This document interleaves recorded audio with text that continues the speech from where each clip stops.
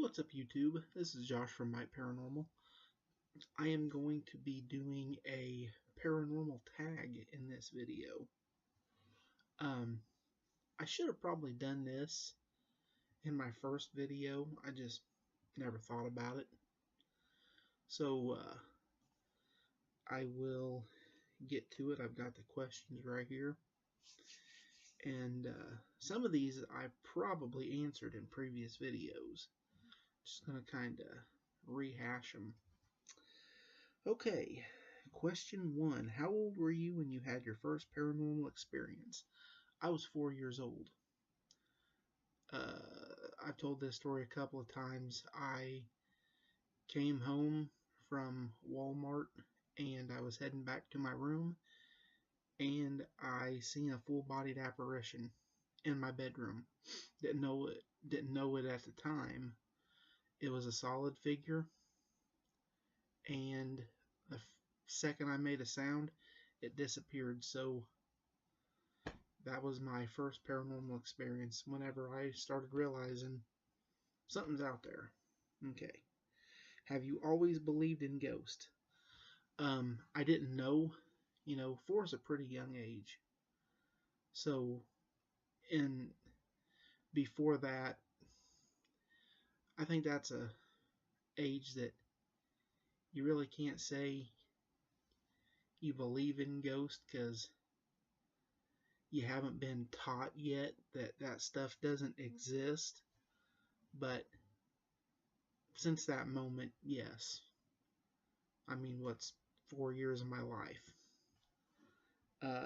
Where is your favorite place to investigate? My favorite place to investigate is the McPike Mansion in Alton, Illinois. I love that place. It's not the most haunted place I've been to, but the place is amazing, and they're getting it fixed up so much. If you guys can look it up on Facebook and like their page, because it's awesome. Sharon and George have done a lot to that place. All the years of the donations is finally starting to pay off, and I am so happy for them. What is your scariest paranormal experience? I skipped one, but I'll have to go back to it. I would say probably and I've told this story, whenever the doll turned its head and was looking at me whenever I was walking through my parents' room to go to the bathroom. Like I've told it, I walked into that room and immediately I knew something was wrong. And something was drawing me to that doll. And as I was walking, the presence just got heavier and heavier. And I knew something was up. And I got right to the bathroom door where that dresser that doll was sitting on. And I looked down, and that doll's head was turned completely sideways, looking in my direction. And its head was sewed to its body. Its head was not mobile. So that was probably my scariest. The one I skipped was, what is your favorite investigating tool to use? I'm going to say the human body. These things can give off false readings.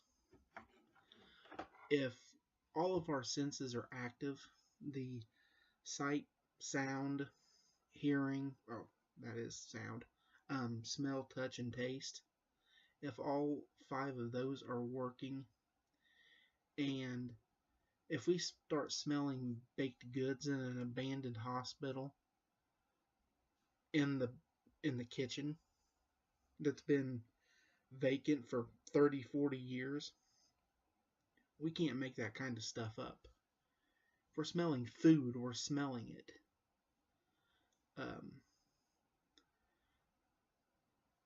If our tools correlate with our experience, that's the best thing. I still think the human being, as long as you're very lucid in the investigation and have your wits about you, not drunk or high or anything, the human being is definitely the best tool. and my favorite tool. Um, what is your favorite paranormal experience? I would say the time I was pushed out of the room at an abandoned. Well, it's not really abandoned. It's a former school turned historical society. Um, I was about 15 years old, and I went to go into what used to be the girls' dressing room, and on the second floor of this place that used to be a theater, um, and it was the girls' dressing room. And I went to go in there. The lights were out. I was met at the threshold by a hand, and I thought maybe something I didn't know. I really wasn't into. It was a time in my life that the paranormal had kind of taken a backseat. I was interested in other things like football and women, but the further I tried to go into the room, the harder the pressure got. And I got just a little bit into the room, and the pressure had spread out. And I was moved back because I lost all strength. And it just felt like my body was drained. And as soon as I got pushed back, the pressure lifted and the door closed right in my face. So that was probably a really scary experience, and definitely my favorite one because that was the first time I was ever touched by something. Number 7, do you know anyone else personally who has had paranormal experience? My whole family is haunted to an extreme. I can't think of anybody in my family who has not had a paranormal experience. Immediate family has. Now, when it gets to aunts and uncles and cousins, then it kind of starts tapering off, but immediate family is definitely number one. Do you have trouble convincing friends and family about your paranormal experience? For the most part, no. Distant relatives, yeah, they kind of giggle, and um, a lot of my friends I've been able to provide evidence for. So they've kind of been like, that's some scary crap. So, not really. Favorite paranormal TV show or movie? Um, I'm I am a fan of Ghost Asylum. I like that show. And Ghost Lab was another favorite of mine. I hate Ghost Hunters, and Ghost Adventures is a comedy show to me. I I don't trust their legitimacy. I don't. Um, I think some of the more realistic shows, Haunting Evidence was another really good one that got canceled. And as far as paranormal movies, The Changeling, that was a really good movie. Um, trying to think if there was another one. In the Conjuring movies, despite the fact that they are about 5% accurate. So, what would be your dream place to investigate? Waverly Hills Sanatorium. As much as I would love to go over to England and investigate haunted castles, I'm only about 4 or 5 hours from Waverly Hills. So, and you could leave at like 5 o'clock in the morning and get there mid morning or late morning, early afternoon, and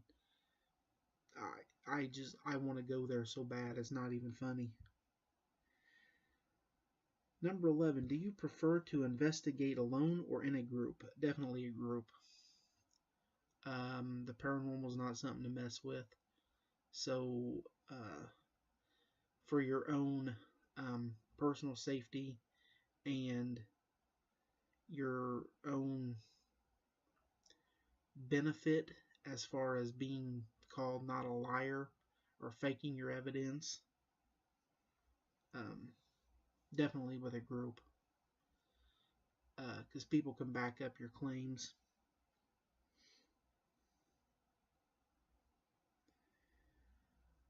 Is your home haunted? Yes. Yes, it is. I have paranormal experiences almost daily. Minute, but it lets you know what's here. Every house I've ever lived in, save for an apartment I lived in with my wife, um, has been haunted.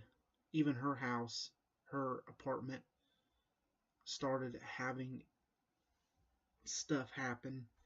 But I think someone, not me, I think someone had ended up bringing that there because they had somebody stay with her, or somebody stayed with her, and the little girl said she started experiencing things, and not long after that, um, her apartment started having activity here and there. Have I, and the last question is, have you ever had any paranormal experiences with animals? Yes. I was working in a hog confinement, and it was like a Saturday afternoon.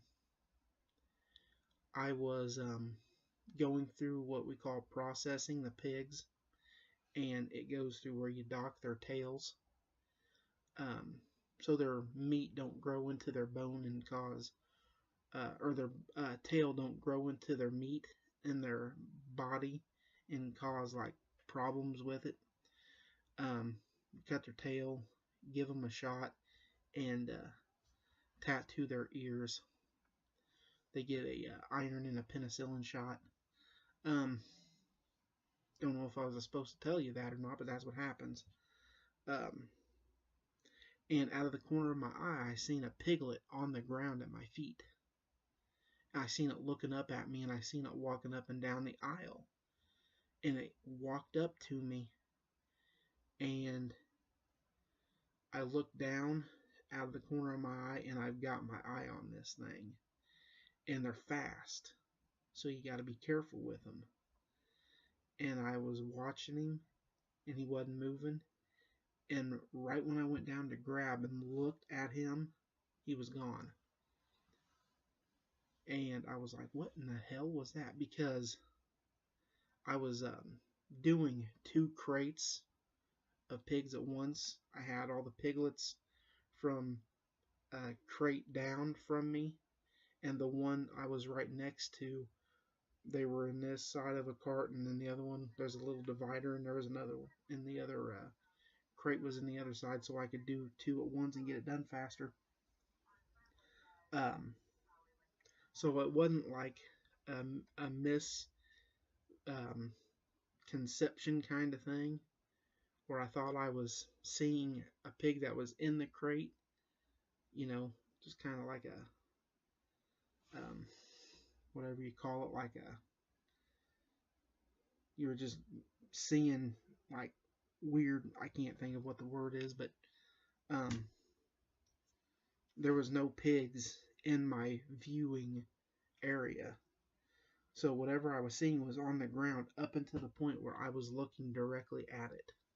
And then later on that same day, I seen a guy walk into a room that I was in and was standing in the crate with a sow. This sow was going nuts, uh, squealing and shaking her body, and I thought she was going to break the crate. And I seen the guy. He looked at me. Once again, it was a out of the corner of my eye thing. And then when I looked right at him, he was gone, and the sow calmed down instantaneously.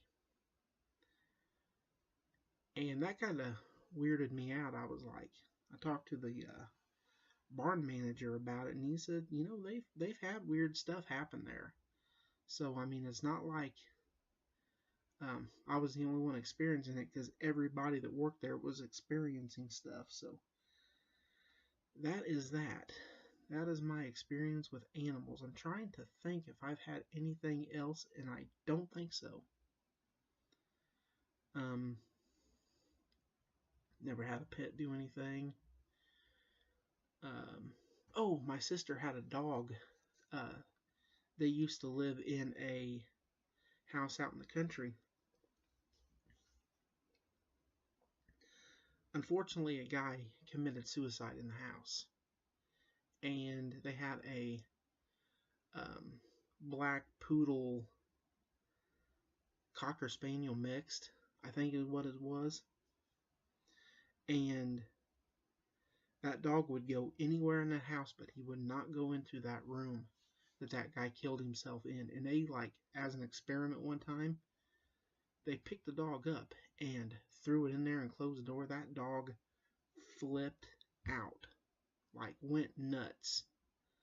And then they let him out and he was shaking and everything, so he knew something was in there.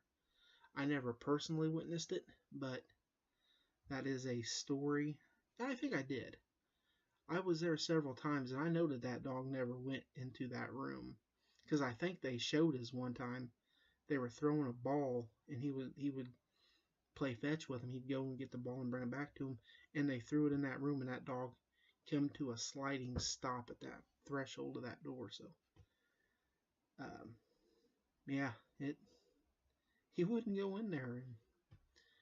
And animals can see and sense things that we can't, so I've always tried to incorporate a dog into my investigations, but can never find one or um, have one to train to investigate it. Because unfortunately, I have a video of a Chihuahua I had on my channel, but whenever me and my wife separated, she took him. So that'll be all for this paranormal tag.